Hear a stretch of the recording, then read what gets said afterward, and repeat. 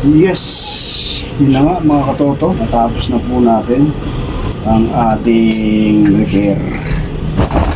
Kanina 30 to. Ngayon sukatin po natin maigi. Kung saan na po banda ang kanyang sukat. Sarado muna natin.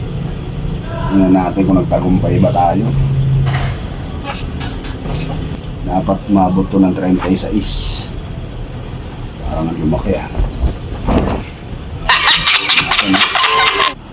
Ito na yung sentro niyan eh. Yung sentro niyan. Tingnan natin kung naging 36 mga katoto.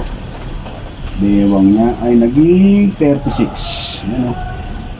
18 times 2 36. Ha? Naging 36. Ito lang. Walang labis, walang kulang. Yan natin sa hips. Dapat maging 40. Sabi natin 41. Yan natin maging 41 nga. 41. Yung 41 nga. 20 and a half. 41. 20 and a half.